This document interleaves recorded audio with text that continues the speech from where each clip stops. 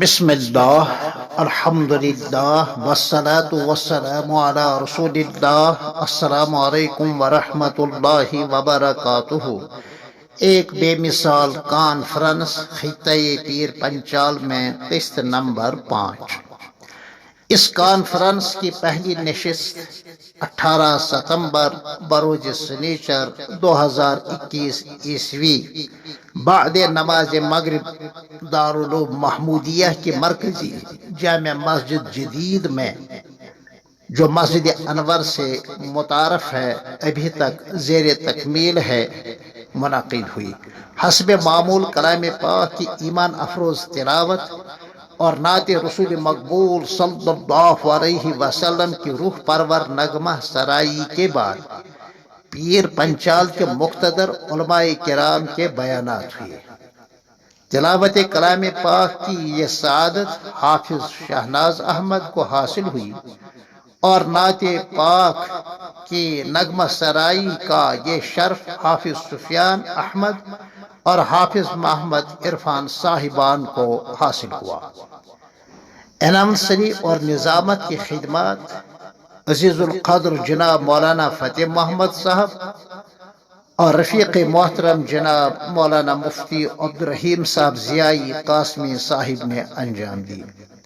جن علماء کرام کے خطابات ہوئے ان کے اسماء گرامی یوں ہیں: مولانا مفتی شفیق الرحمان صاحب قاسمی ہندواڑہ، مولانا فرید الدین صاحب چنڈک، مولانا غلام محی الدین صاحب منکوٹ، مولانا قاری شمس الدین صاحب مظاہری، مولانا محمد اکرم صاحب قاسمی راجوری عالم ربانی، اور حضرت مفتی فیض الوحید صاحب قاسمی رحمہ اللہ کے استاد محترم حضرت مولانا عابد حسین صاحب رحمانی مد ظلہ العالی، مولانا شمس الدین صاحب پنچھی، مولانا لال الدین صاحب راجوری اور جناب پروفیسر ایم کے وقار راجوری، جو ماشاءاللہ محب علماء حق ہیں، حفظہم اللہ تعالی عن الشرور والفتن ما ظہر و ما بطن، آمین۔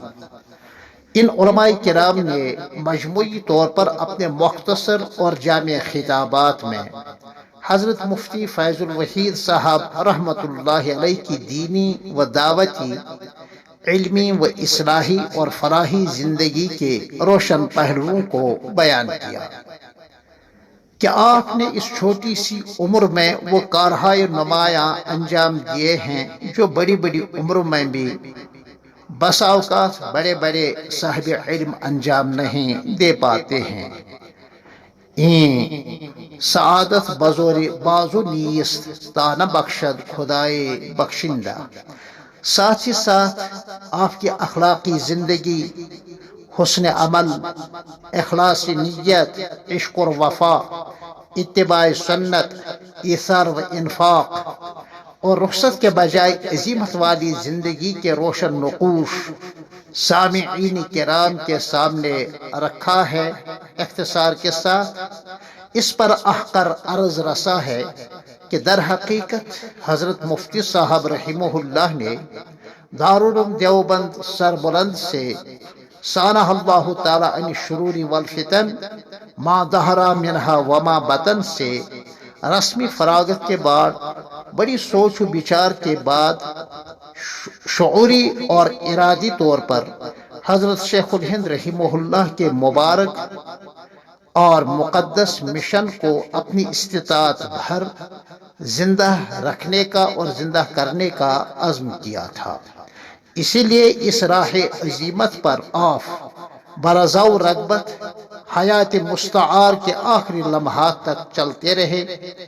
اس راہ میں یقیناً سنگ گراں بھی حائل ہوئے، اپنوں نے دشمنی کی، غیروں نے ناحق کی مخالفتیں کی، مگر آپ بکمال طمانینت قلبی کے ساتھ اپنی منزل کی طرف رواں دواں تھے۔ ایسی استقامت علماء کرام میں کم ہی دکھائی دیتی ہے۔ پھر ملتے ہیں آپ سے انشاءاللہ تعالی اسی عنوان کے تحت قسط نمبر 6 میں۔ تب تک کے لیے السلام علیکم ورحمۃ اللہ وبرکاتہ۔